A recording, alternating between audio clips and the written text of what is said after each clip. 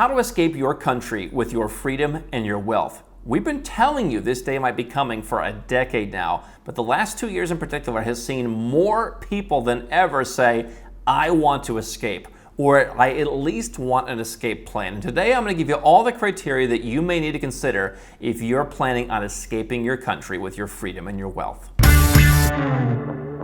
So obviously everyone's criteria are individual. That's what we help our clients do. We have hundreds of questions that we'll ask them, but today I'm going to give you some of the basic criteria that we'll walk them through and things that we advise them on when it comes to escaping your country or preparing to escape your country.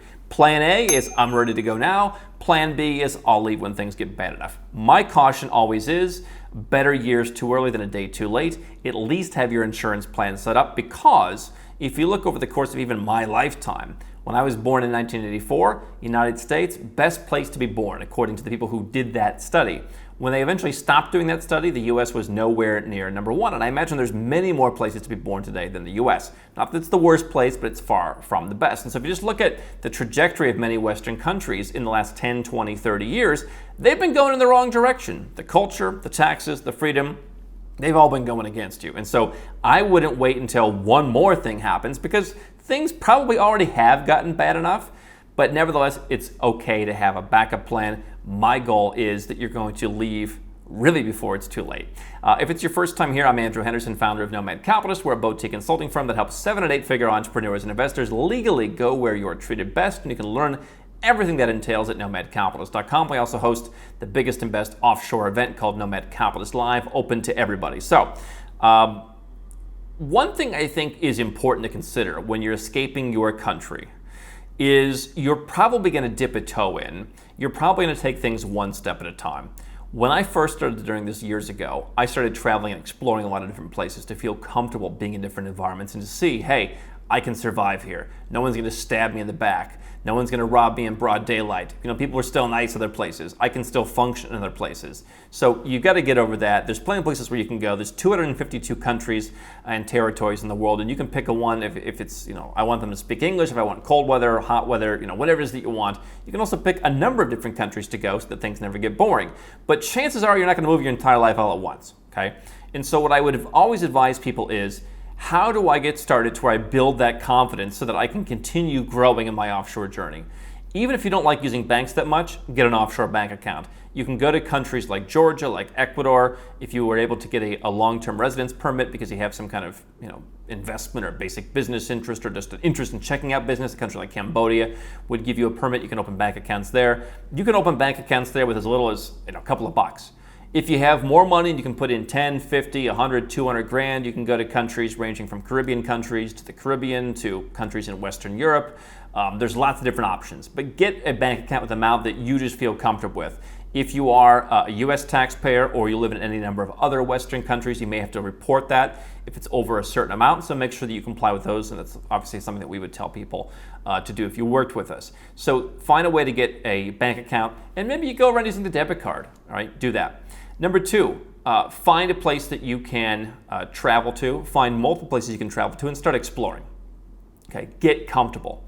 If you have more money, maybe you buy a property somewhere, and maybe you start to spend 7 days, 14 days, 30 days a year, all summer in that property. And if that property qualifies for residence or citizenship, whether it's Turkey's Citizenship By Investment program, St. Kitts Citizenship By Investment program, don't really recommend their real estate option in the Caribbean. If you do a golden visa in Europe, get a property, get comfortable, okay? So most people are not going to leave their country on day one. If you are trying to reduce taxes on your business and you've got a business that can be run offshore, let's say a consulting company or a software company or anything that's not tied to the ground, even if it is tied to the ground, you can potentially move part of it offshore. If you want to do that, you're going to have to move. But if you're just trying to protect yourself and you want to be able to escape your country with your freedom and your wealth because you don't like the trajectory that things in your country are going, basically just start off doing as many things as you can to start feeling comfortable, because you have to get yourself out of that habit that everybody is like, well, I don't want to put my money in Georgia. People make fun of me. Oh, I'm not investing in this guy invests in Cambodia. Yeah, I do invest in Cambodia. It is a very, very small percentage of my net worth, and it's one of the best yields in my portfolio. And when I first started, it would have been like, ooh, that's kind of scary. So find something you're comfortable with, right?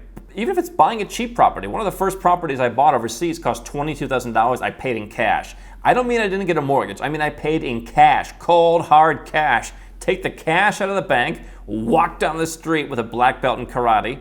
Wasn't necessary, by the way, but just for fun, and pay the guy in cash, okay? And it taught me a lesson, like, hey, everything worked out fine, right? And so your $22,000 might be $522,000, but you've got to figure out what's comfortable for you and do that. So that's the first thing, is get comfortable in advance, because better years too early than a day too late. If you're waiting until, oh my God, the sky is falling, and then you've got to suddenly move everything overseas, not only are you not going to have the infrastructure to do that, but you're not going to have the stomach to do it. And what's going to happen? You're just going to sit there and say, oh, well, I guess things are going to get worse. Let's be honest. Things have gotten bad enough. I'll leave when things get bad enough means I'm not comfortable enough yet to leave. I'm not here to judge you, because you know what? There was a time when I was uncomfortable to leave, and I had to follow the exact same advice that I'm telling you. And so I didn't have Nomad Capitalist. I didn't have videos. I didn't have a service that could help me do this. So it took me longer than it should take you, but you've got to get comfortable. Now, one of the things that people mention if they come from Canada, Australia, Western Europe, US, is I'm concerned about the government doing something to my money. I'm concerned about civil asset forfeiture. I'm concerned about the U.S. government dipping into my account, or the California Franchise Tax Board, or look at what happened with the truckers' protest in Canada, or bail-in laws in Australia if the banks have a problem. Now, you have to ask yourself, how much do you really distrust the financial system? I get it. People like to talk about all the problems. And if you're a smart person, you're going to be cautious about risks. But what's the real risk? Okay, the average person I'm talking to in Canada does not want to move every dollar out. Some do, okay, but most do not, because deep down they still have some trust in the system. Okay, if you were leaving Iraq, you'd probably take all your money to Iraq and you'd take it wherever you went.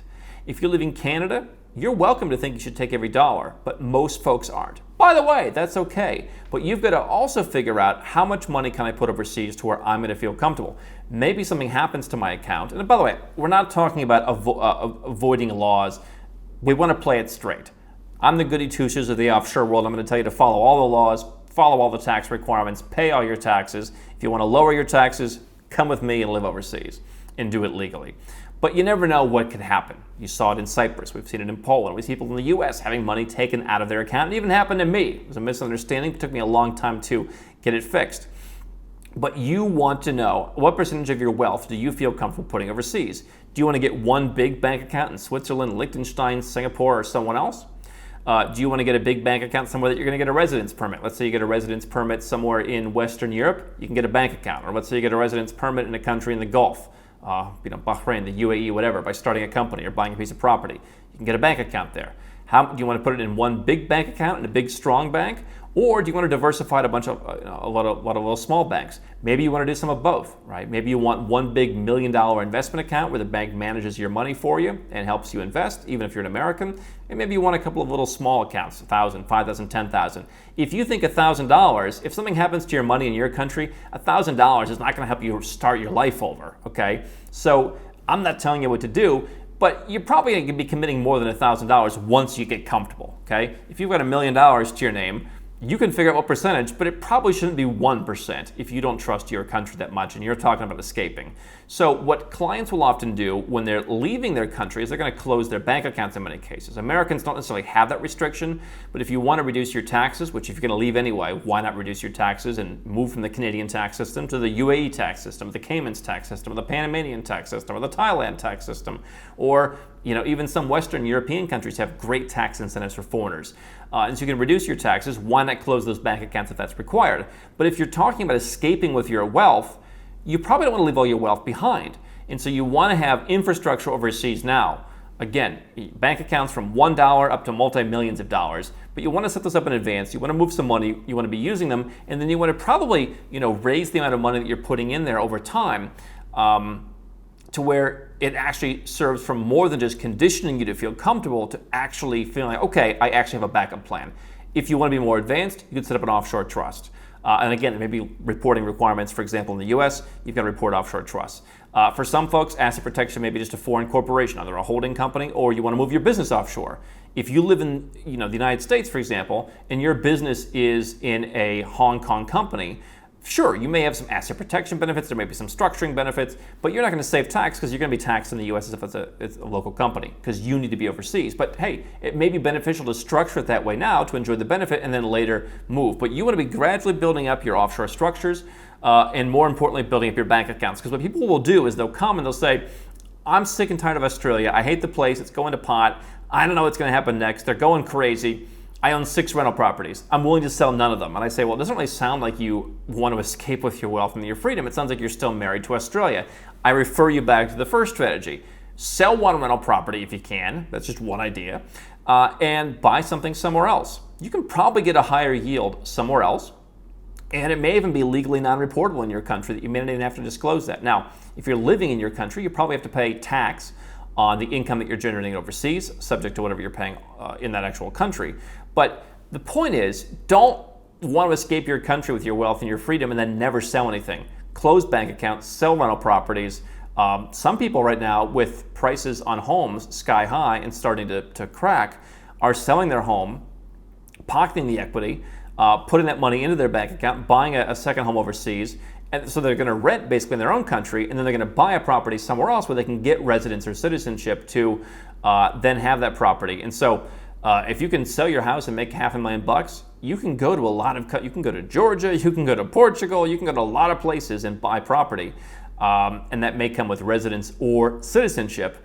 And then let that property be rented out, for example, until you're ready to move there. Okay, so closing bank accounts, opening new ones, do it to get comfortable and then move more money over if that's what you feel comfortable doing. Same thing with investments. So whether it's rental properties, whether it's stocks. Let's say that you live in Canada or Australia or any Western tax country where you can escape the tax system once you move. Why not look at having a bank account in a place like Singapore, which has access to more investments in Singapore where there's no dividend tax.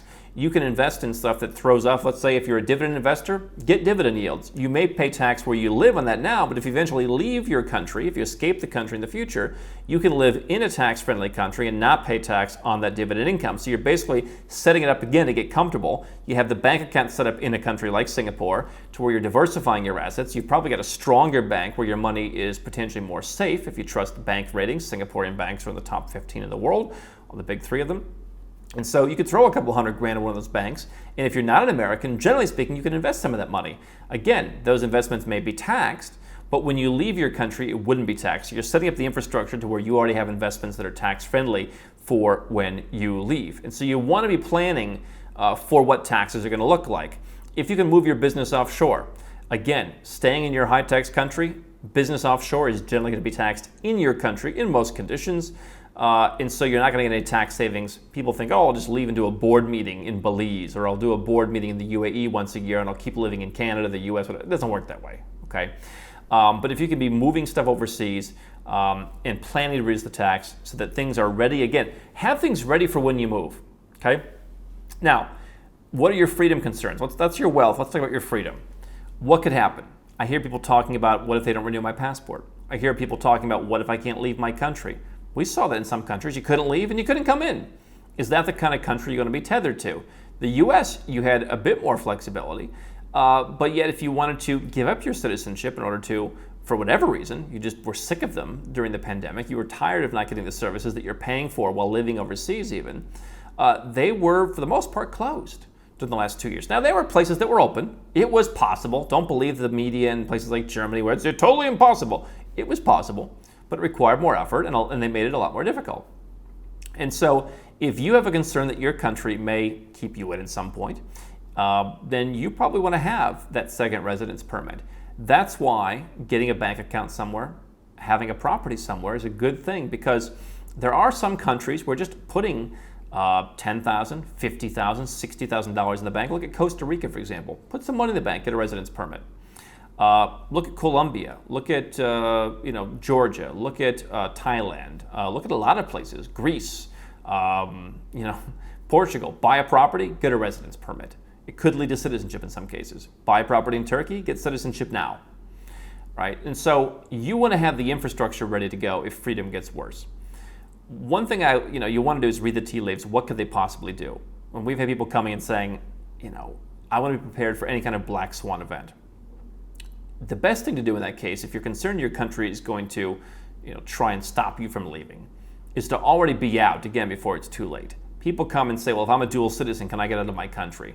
Well, they may really not view you as a dual citizen. Even though they allow you to have dual citizenship, they may say, well, as long as you are here in our country, we view you as our citizen, therefore you're subject to the same restrictions as everyone else. And so what you want to do is be able to read the tea leaves and be ahead of the game and already have that passport set up, already have a place to go where you have a residence permit or citizenship. So let's say that you want to have freedom, that if your country won't renew your passport or makes it difficult, or hey, let's say on the wealth side, they want to start taxing you no matter where you live. You've got a citizenship in the Caribbean, for example. Dominica, St. Lucia, St. Kitts and Nevis, whatever. That's going to take you a matter of months. If you start now, do the paperwork. You don't need to go anywhere. You don't need to visit the country. They'll send you the passport. You send them a donation. And so now you've got a passport that you can get other residence permits on. Now you can go to a country. Let's just say you like the Balkans. A lot of folks we've talked to who are freedom-minded in the last couple of years have liked the idea of Serbia, Montenegro. They think, hey, it's the benefits of Europe, but not the European Union. They were rather tame in terms of it's just more open in terms of fewer regulations, fewer restrictions than a lot of places in Europe, but they still have that European vibe. And so go and buy a property in Serbia. Go and start a company in Montenegro, in 9% tax Montenegro. Do that and then get your residence permit on the other passport potentially. Or get it on your current passport if that's easier, and then switch it over later if they allow you to do that. And now, even if you can't use your current passport, or something happens, there's a war, who knows what could happen, and your current passport is not as advantageous, you can travel there as, let's say, a St. Lucian, and you have access to, as a resident, as a St. Lucian. And so you can have a property there. In Serbia, you buy any property, you get a residence permit. Montenegro, they made it renewed if you don't really live there, so that's not as good if you're not living there. Albania could work, especially if you're an American.